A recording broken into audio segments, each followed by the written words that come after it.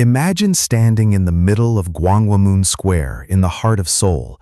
Skyscrapers loom overhead, the sound of city traffic is constant, and thousands of people are rushing past you. But right in the center, there is a massive bronze statue of a man standing tall with a sword. This is Admiral Yi Sun-sin. In Korea, he is more than a historical figure. He is a national hero, a symbol of resilience, and arguably the greatest naval commander to ever live. He fought 23 major battles and never lost a single ship to enemy fire. He defeated a global superpower with nothing but a handful of wooden vessels and his own brilliance. Yet at the absolute height of his success, when the fate of his entire country rested on his shoulders, his own government turned against him. He was stripped of his rank, tortured until his bones nearly shattered, and forced to serve as a common foot soldier. This is the story of how a man who was literally too good for his own government was betrayed by the king he was trying to save, and why today his legacy is one of the most powerful reasons to visit the southern coast of South Korea. To understand how an admiral ends up as a foot soldier, we have to travel back to the year 1592. At this time, Japan had just been unified under the ambitious warlord Toyotomi Hideyoshi. Hideyoshi had a grand plan. He wanted to conquer China. But to get to China, he had to go through the Korean peninsula. He sent a massive invasion force of over 150,000 samurai, veterans of decades of civil war.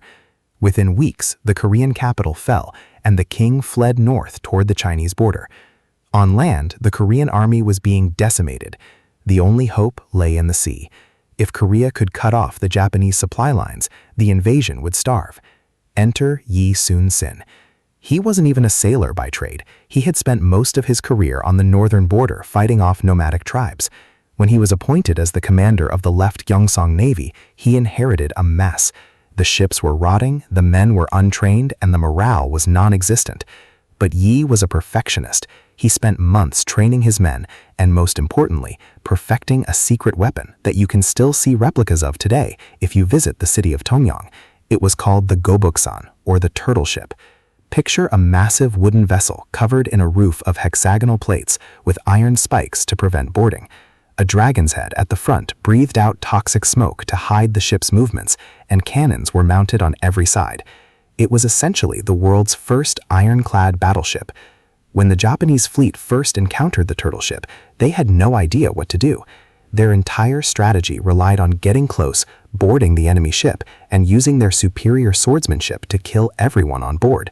But they couldn't board a turtle ship because of the spikes, and they couldn't sink it because of the thick timber and iron plating. Yi Sun-sin used these ships to win victory after victory.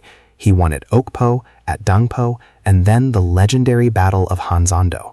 In that battle, he used a tactic called the crane wing formation, surrounding the Japanese fleet and destroying nearly 60 ships while losing 0 of his own.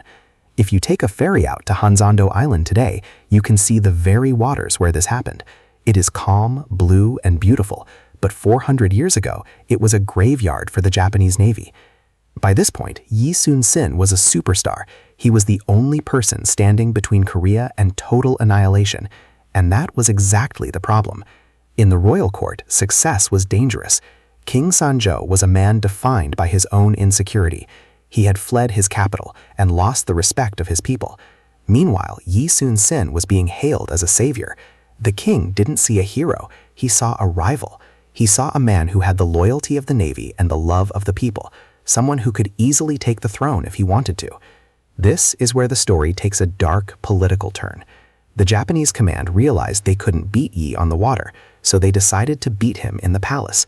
They used a double agent to feed the Korean court a piece of false information. The message said that a major Japanese fleet was moving toward a specific location at a specific time.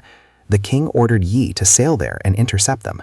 But Yi knew the area. It was filled with hidden rocks and dangerous currents. He knew it was a trap. He refused the order to save his fleet. To the king, this was the final straw. He didn't see a wise commander. He saw a traitor who had disobeyed a direct royal command. Yi Sun-sin was arrested and brought to Seoul in chains. While the people wept in the streets, the man who had saved them was thrown into a dungeon. He was interrogated and tortured using the brutal methods of the Joseon dynasty. They beat him with clubs and scorched his flesh. The king wanted him dead. The only thing that saved his life was the intervention of a few loyal friends in the court who argued that killing the country's best admiral during a war was suicide. So the king offered a compromise. He stripped Yi of every rank, every title, and every honor. He was ordered to serve as a commoner in the army, a punishment called Baegui-jonggun. This literally meant he had to serve in white clothes, the garb of a commoner, without a rank, essentially as a foot soldier. Imagine the humiliation. One day you are the supreme commander of the Navy, and the next you are walking behind a horse, carrying a spear, and sleeping in the dirt. But Yi didn't complain. He didn't try to flee.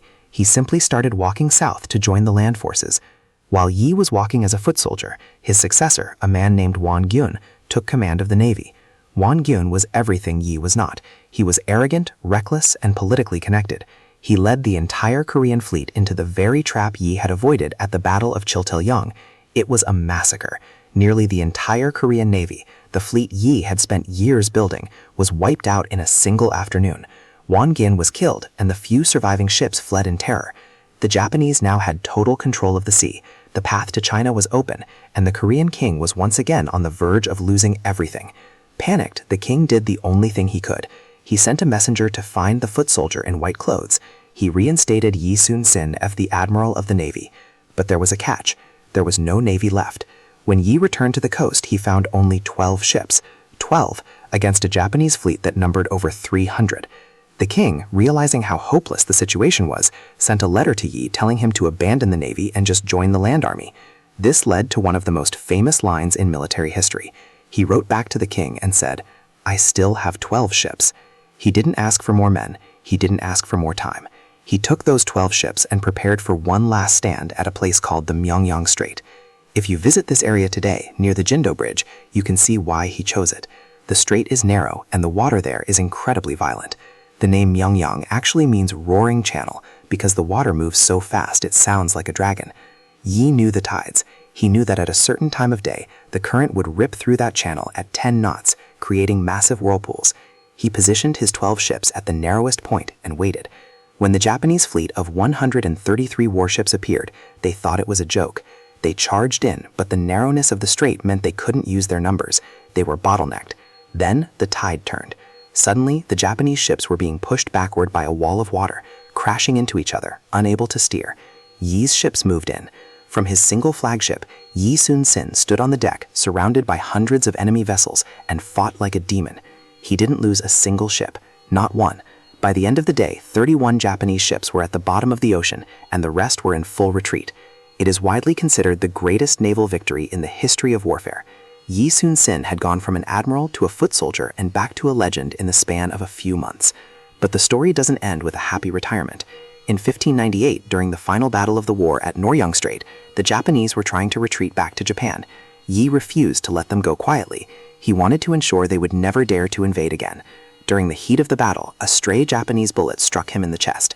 As he lay dying on the deck of his ship, he looked at his nephew and his aides and gave his final command.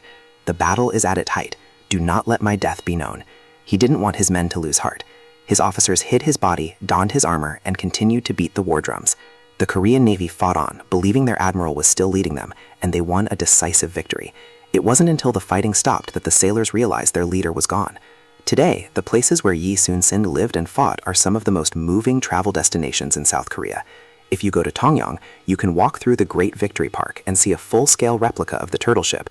You can stand on the cliffs and look out at the islands where he outmaneuvered entire armadas. In Asan, you can visit Gyeongchung-sa Shrine, which was built on the site of his childhood home. It's a place of immense peace, a stark contrast to the violence of his life. Traveling to these sites isn't just about seeing old wood and stone. It's about touching the history of a man who stayed loyal to a country that didn't deserve him. He was a man who understood that leadership isn't about the rank on your shoulder, but the conviction in your heart. Whether he was the supreme commander or a foot soldier in white clothes, he was the same man. He fought for the people, not the king. If you ever find yourself in Korea, don't just stay in the malls of Seoul. Head south, look at the water, because somewhere beneath those waves is the spirit of a man who redefined what it means to be a hero. If you enjoyed this journey through history, make sure to hit the subscribe button and turn on notifications so you don't miss our next deep dive into the world's most incredible stories and destinations. Let me know in the comments, Who is a historical figure from your country that more people should know about? Thanks for watching, and I will see you in the next one.